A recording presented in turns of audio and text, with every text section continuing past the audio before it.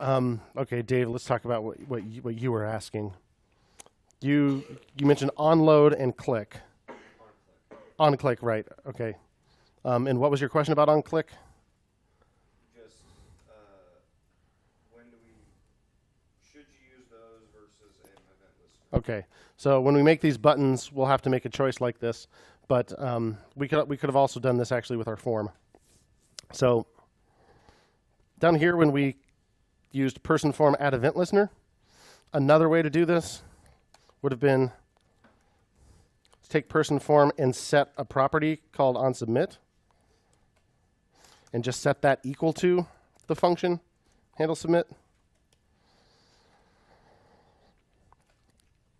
In our case, that would have worked the same way, but they're not identical.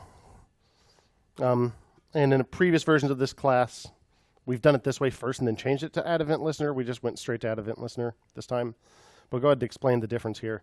And that's the same with pretty much all of the common events. So if you had some button, you could say addEventListener click, or you could say on click like this, and just set that property equal to a function. One difference, the hint is in the name of the method here, addEventListener, so you're adding something to it. When you set the onSubmit property, if there was anything else already there on submit, you just blew it away. Now that does not include the default behavior. It doesn't keep us from having to use prevent default.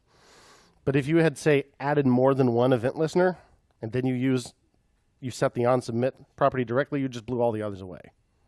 So you're replacing whatever was in onSubmit before. Whereas when you add event listener, any event listeners that were already there get blown away. So this is another issue where if you're pulling in any external libraries that may add events to the page, you could accidentally blow them away. And if you're writing something that you may reuse later, you may make something that will blow away other functionality in projects that you may try to pull it into. So as a general rule, we prefer using addEventListener to setting the onSubmit, onClick, etc. properties directly.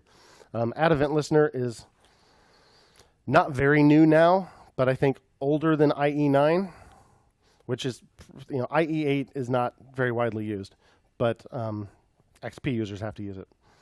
But it didn't support addEventListener, so if you needed to support that, you would have to add what's called a polyfill, which is just a term for an extra script you can bring in that kind of adds some extra code that makes newer stuff work, for lack of a better definition, a polyfill. So you can add two addEventListeners. Mm-hmm. And then they'll just execute in order. Right.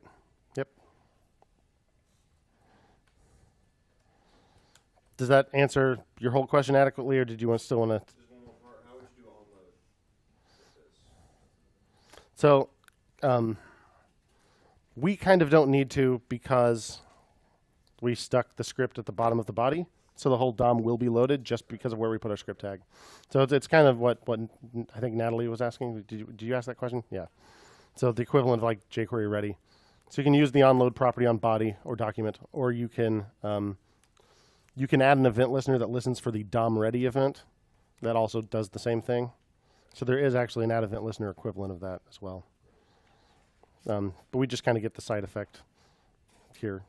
But if our situation were a little more complicated, then putting the script tag here might not be adequate. But in this case, it totally is. Okay. So if none of that meant anything to you, don't feel free to forget it, because we're going to go into more detail about event listeners and everything in the next project.